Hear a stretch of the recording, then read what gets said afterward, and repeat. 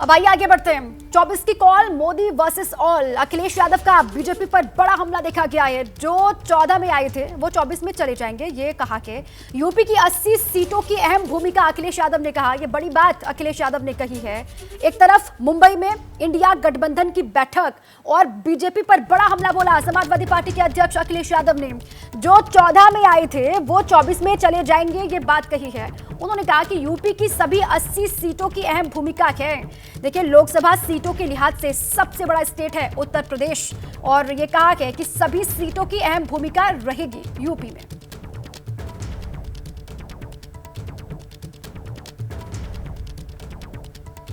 मुझे खुशी है इस बात की कि लगातार इंडिया गठबंधन की बैठकें हो रही हैं। पूरे देश की जनता को भरोसा है कि ये गठबंधन तैयार होगा और भारतीय जनता पार्टी देश से बाहर जाएगी। उनकी सरकार ने धोखा दिया है। हालांकि उत्तर प्रदेश में 80 सीटें हैं और उत्तर प्रदेश की बड़ी भूमिका है, इसलिए उत्तर प्रदेश की जनता, जिन लोगों ने धोखा दिया है जनता को, उनको 24 में बाहर करेंगे। जो 14 में आए थे वो 24 में चले जाएंगे। और अगली अपडेट जान लीजिए। इंडिया गठबंधन पर बीजेपी का तंज है, न सूत न कपास, जुलाहो में लट्ठम लट्ठा। पीएम की कुर्सी एक है, यहां चटाई की नौबत है। दल मिल रहे हैं, दिल नहीं मिल रहे हैं। ये बीजेपी ने तंज कसा है इंडिया गठबंधन के ऊपर। कांग्रेस के मिसाइल में ईंधन ही नहीं है, यह कहना है बीजेपी का। क्या कहा है बीजेपी के प्रवक्ता संबित पात्रा ने, आपको सुनाते हैं। This is a selfish alliance. यह एक स्वार्थों से भरा हुआ अलायंस है। स्वार्थ सिद्धि के लिए गठबंधन है। यह मजबूरी का गठबंधन है, मजबूती का गठबंधन कदाचित नहीं है। और देखिए, इसी पर चर्चा के लिए हमारे साथ कुछ खास मेहमान भी जुड़ रहे हैं, उनसे आपका तारुफ करवा दें। शाजिया इल्मी है, प्रवक्ता बीजेपी। अजय उपाध्याय हैं, प्रवक्ता कांग्रेस पार्टी। मनोज सिंह काका हमारे साथ जुड़े हुए हैं, समाजवादी पार्टी के प्रवक्ता हैं। और अभिषेक झा के, प्रवक्ता जेडीयू। धीरेन्द्र कुमार मुन्ना है, प्रवक्ता एलजेपीआर। और देखिए, लगातार जो बैठक और रिपोर्टर भी हमारे साथी भी जुड़े हुए हैं। आशीष हैं, जैनेन्द्र हैं और मृत्युंजय हैं, जो आपको पल पल की जानकारी देंगे किस तरीके से बैठक को लेकर स्थितियां बदलती हुई दिखाई दे रही हैं और क्या अपडेट वहां से आता है। इसके लिए मृत्युंजय का भी रुख करेंगे विवेक। तो सबसे पहले चलते हैं, शाजिया इल्मी हमारे साथ जुड़ी हुई हैं। बीजेपी लगातार ऐसे आरोप लगा रही है और आप कह रहे हैं कि इंडिया जो है उसमें कोई ईंधन ही नहीं बचा है। ऐसे जघन्य आरोप, ऐसी भाषा, और ऊपर से कांग्रेस वाले हैं वो अपने आप को एकजुट कर रहे हैं, विपक्ष एकजुट हो रहा है। अब तो लोगों भी तय हो जाएगा।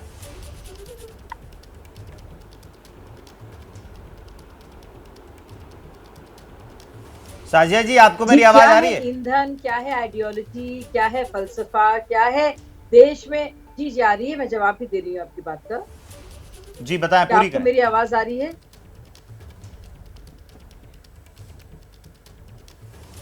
जी, ईंधन की तो बात एक है, लेकिन गाड़ी को तो देखिए, गाड़ी में चाहे पहिए हो या ईंधन हो या फिर गियर बॉक्स हो या फिर स्टीयरिंग व्हील हो, कुछ पता नहीं चल पा रहा है इस गाड़ी का।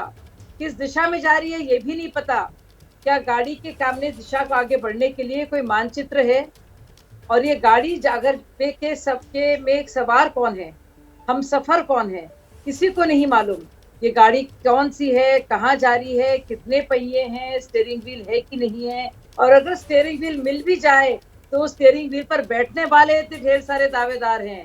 तो ये बहुत ही अजीबोगरीब किस्म की गाड़ी है ये।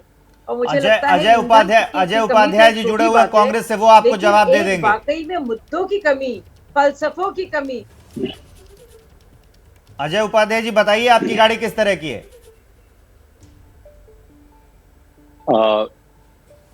जी, भाजपा भटक गई है और इसलिए इतना परेशान है। घमंड बहुमत का है, नाम कुछ और दे रहे हैं। यदि घबराहट नहीं है तो भाई हम मीटिंग कर रहे हैं। लोकतांत्रिक प्रक्रिया के तहत विपक्ष एक जगह बैठ के अपनी चर्चा करना चाहता है राष्ट्रीय मुद्दों पर, जनता के मुद्दों पर। जो सरकार 9 साल में सिर्फ जुमले पढ़ी है, उसके विरुद्ध में एक माहौल पूरे देश में है। उस पर कहीं ना कहीं एक रणनीति बना करके हम जनता के मुद्दों के लिए एक वैकल्पिक कार्यक्रम के साथ, वैकल्पिक नीतियों के साथ हम सड़कों पर आकर के इस सरकार को एक्सपोज करने के लिए एक गठबंधन कर रहे हैं। फिर भी इतना चिंता, इतना परेशानी, इतनी फिक्र क्यों है, इतना घबराहट और बौखलाहट क्यों है? भाजपा के लोगों की भाषा बदल गई है, कोई म्यूजिकल चेयर कर रहा है, कोई कुछ कर रहा है। मैं तो समझता हूं 2024 के बाद जो है इस देश की जनता इनको म्यूजियम में बैठाने वाली है, इसलिए इतनी घबराहट है। जहां तक बात हमारे मुद्दों की है, हम संविधान और लोकतंत्र तो की कहा रक्षा जा के रहा है लिए ना, सीधे सीधे आपकी जो बैठकें हो रही हैं उसमें कहा जा रहा है कि सारे जो डरे हुए दल हैं और जो दगे कारतूस हैं वो दरअसल साथ आ गए हैं।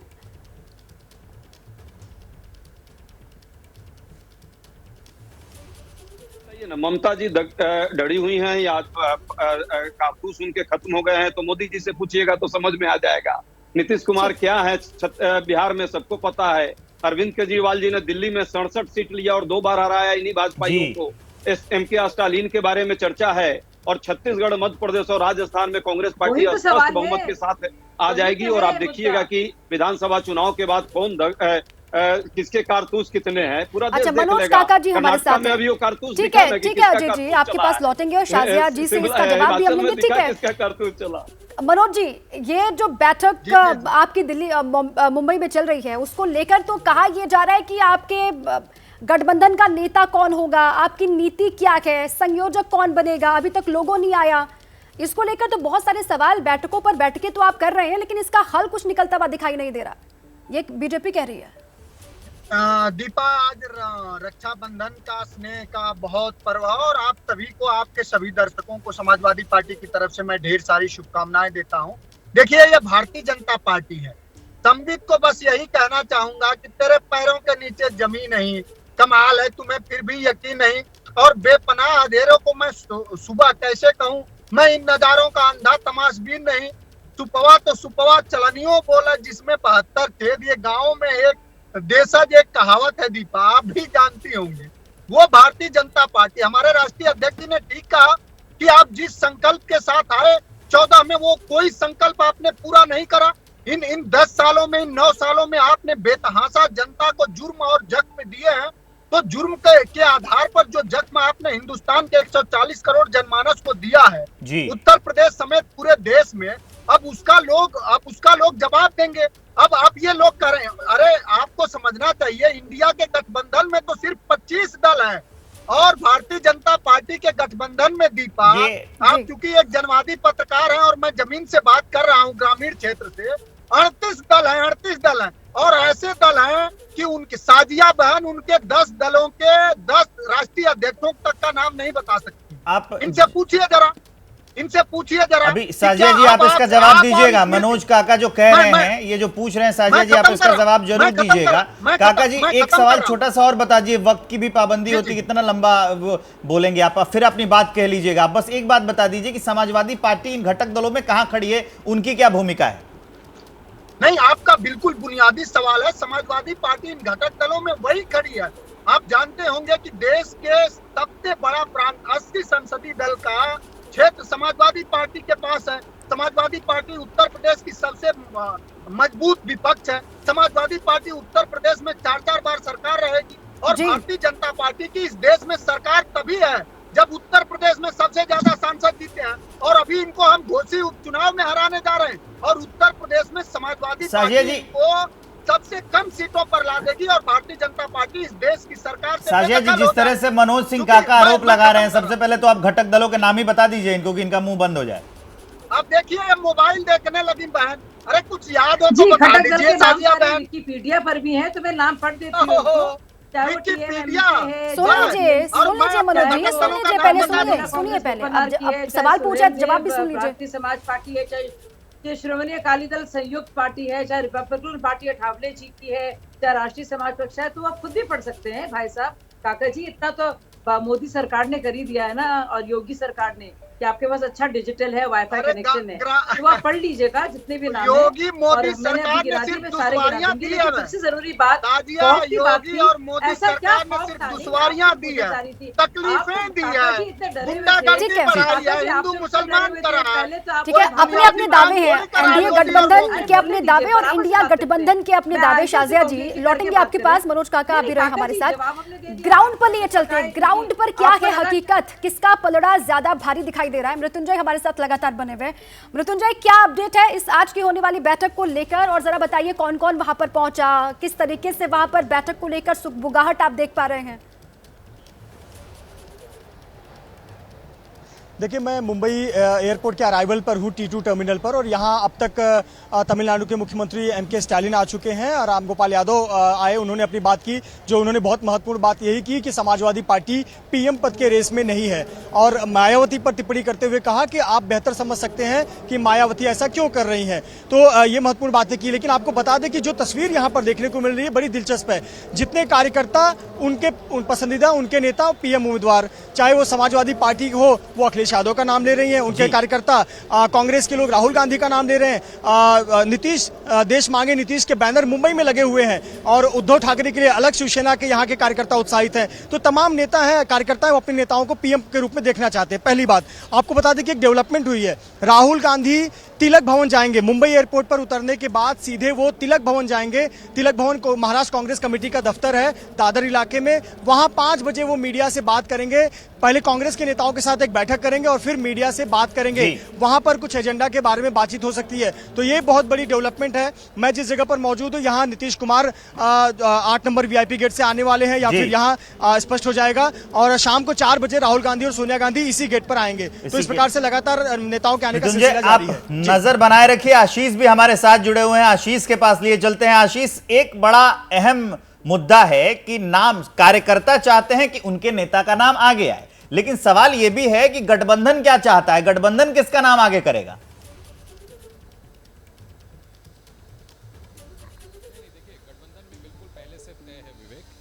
प्रधानमंत्री पद का कौन उम्मीदवार होगा ये गठबंधन चुनाव से पहले नहीं तय करेगा। ये मैं एक बार वंस एंड फॉर ऑल दोबारा से क्लियर कर दूं। जो भी तय होगा कि प्रधानमंत्री कौन होगा, ये गठबंधन इंडिया अलायंस जो ऑपोजिशन का है वो चुनाव के बाद तय करेगा, अगर वो उस स्थिति में आते हैं कि वो देश को अगला प्रधानमंत्री दे सकें।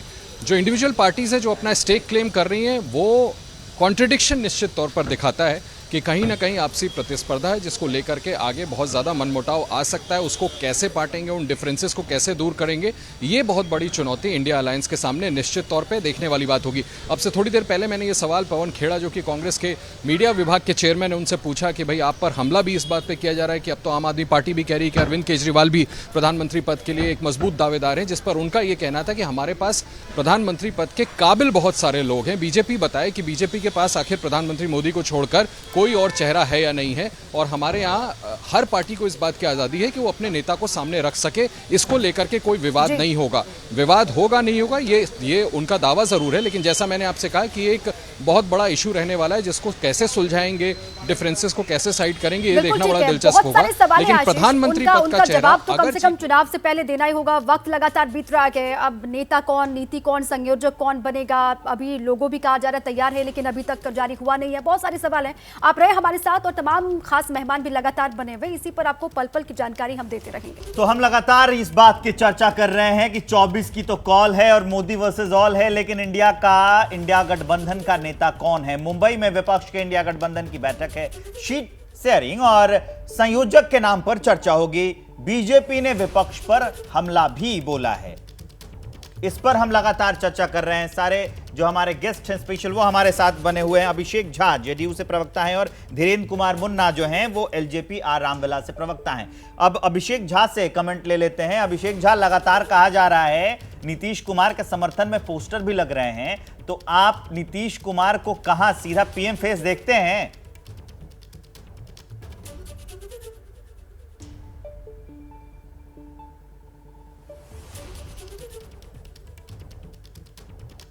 हम लोगों ने कई मौकों पर इस बात को स्पष्ट किया है, नीतीश कुमार जी सूत्रधार हैं, उम्मीदवार नहीं। आपने देखा है कि किस तरह से बदलाव की भूमि रही है बिहार, और पटना से यह कारवां शुरू हुआ। भाजपा के लोग चिल्लाते थे कि विपक्ष के सभी नेता एक प्लेटफॉर्म पर बैठ ही नहीं सकते, लेकिन नीतीश कुमार जी के प्रयासों का नतीजा रहा है, सबका सहयोग मिला और बिहार से यह कारवां शुरू हुआ, अब मुंबई तक जाकर के पहुंचा। अभी कुछ देर पहले आप भाजपा के प्रवक्ताओं की बात कह रहे थे कि दल नहीं मिलेंगे, दिल नहीं मिलेंगे। इस बात पर हम कहना चाहते हैं, मैं बात नहीं कह रहा था, बीजेपी का बयान सुनवा रहा था। मिलेगा, और भाजपा के दलदल से देश को हल भी मिलेगा। तो भारतीय जनता पार्टी के लोग इस बात को महसूस करते हैं। बीजेपी के बयान का ही ये जवाब है कि दल भी मिले हैं, दिल भी मिलेगा, और भाजपा के ही दल से देश को हल मिलेगा, और ये हल जो होगा वो इंडिया गठबंधन के माध्यम से ही मिलेगा।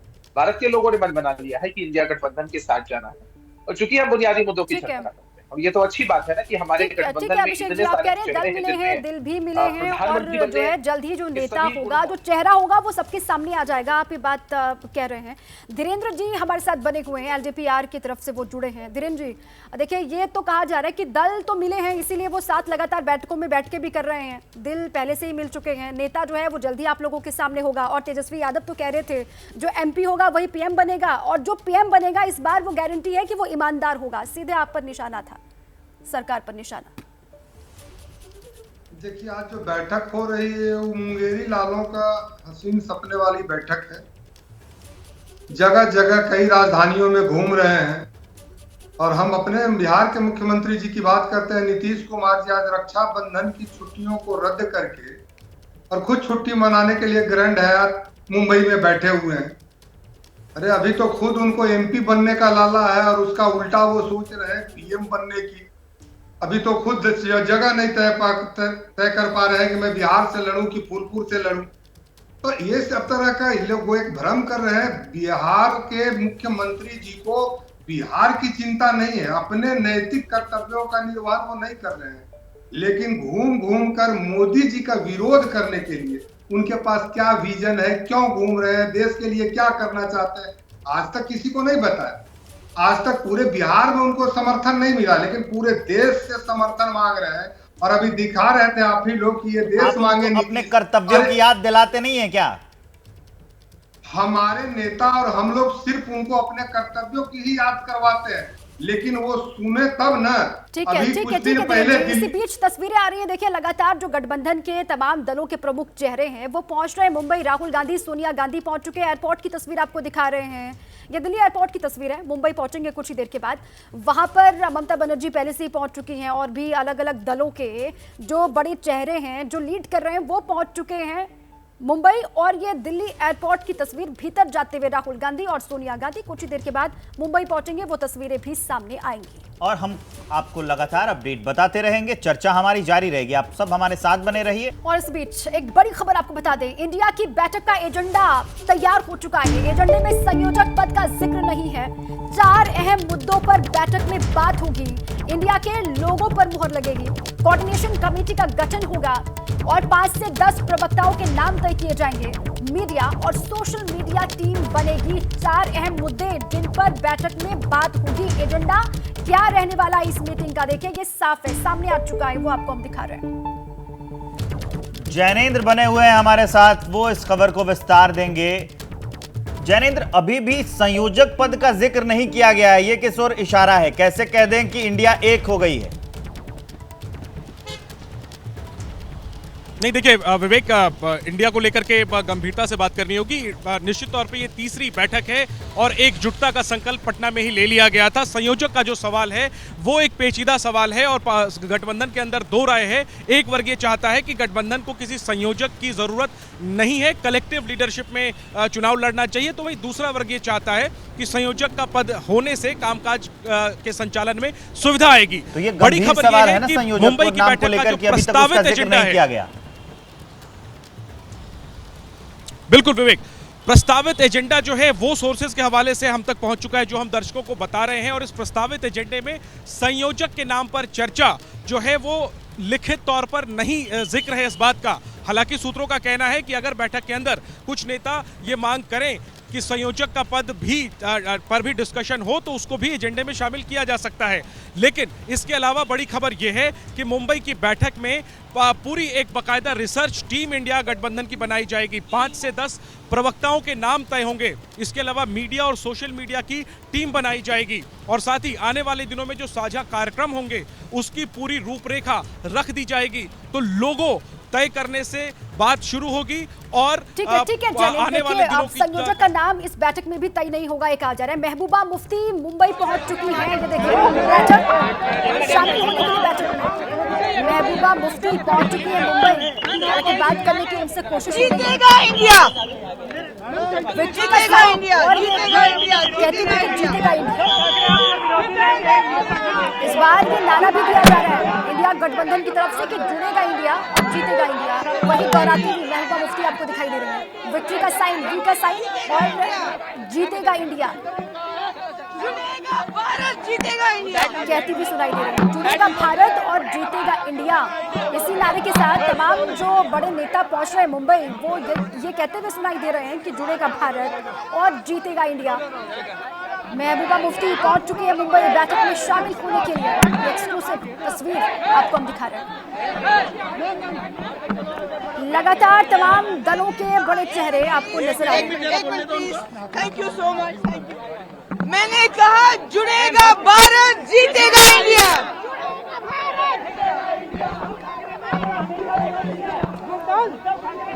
देखिए, मकसद है बीजेपी को सत्ता से बेदखल करने का और इसी मकसद के साथ लिए सभी जो बड़े चेहरे हैं वो मुंबई पहुंच रहे हैं, बैठक का हिस्सा बन रहे हैं और ये कहा जा रहा है जुड़ेगा भारत और जीतेगा इंडिया। हमारे साथ तमाम खास मेहमान भी लगातार बने हुए हैं। सीधे शाजिया इल्मी का एक बार फिर से रुख कर लेते हैं। शाजिया जी, सुना आपने महबूबा मुफ्ती ये कह रही हैं कि देखिए इस बार तो सीधा और साफ लफ्जों में कहा जा रहा है कि जीतेगा इंडिया क्योंकि जुड़ेगा भारत, ये नारा है उनका, जुड़ेगा भारत जीतेगा इंडिया। इस पर क्या है टिप्पणी आपकी?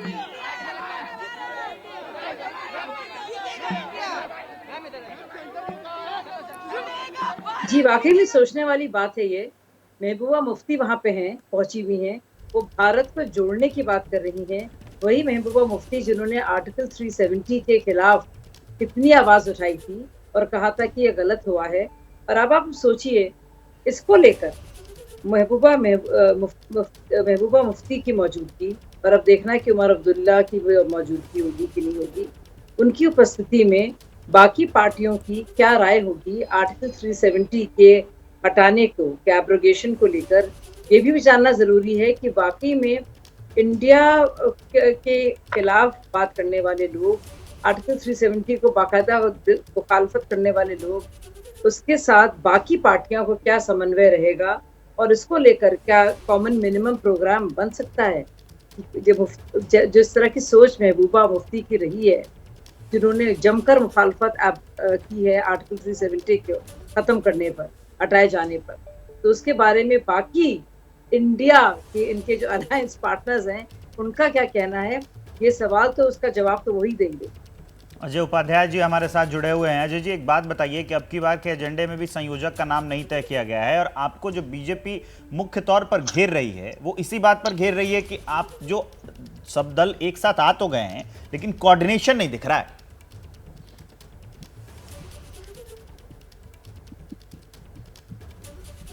देखिए विवेक जी, हम लोग खुले दिल दिमाग से बिना किसी धारणा के सभी दल, चाहे छोटे दल हों या बड़े दल हों, जिनकी संख्या बल कम भी है, लेकिन उनके विचारों को हम समाहित करने के लिए मुंबई में ये बैठक कर रहे हैं। यहाँ पे कोई धारणा नहीं है और लोकतांत्रिक प्रक्रिया में सहमति बनाने का प्रयास जो है, यही लोकतंत्र की खूबसूरती है। इतने दल एक साथ मिले हैं, हम सत्ता में नहीं है तो पूरा देश देख रहा है, बावजूद इतने दल, मजबूत दल अपने अपने क्षेत्र में जिनकी पकड़ है वो साथ आ रहे हैं, तो समझिए भाजपा से देश में कैसी नाराजगी है और जनता के मुद्दों पर हम आगे बढ़ने का जो प्रयास कर रहे हैं उनमें हमें कितनी बड़ा समर्थन मिल रहा है। जिस बात की भी हमारी बहन संयोजक को लेकर पेच कहां पर फंसा हुआ है, ये नाम एक तय क्यों नहीं हो पा रहा? आप तो कहते हैं कि आपके पास नेता बहुत हैं और बीजेपी के पास हो तो बता दीजिए मोदी के अलावा कोई चेहरा, कोई नेता, लेकिन ये संयोजक के नाम को ही जब तय नहीं कर पा रहे हैं तो बड़े कंफ्यूजन में है लोग इस वक्त।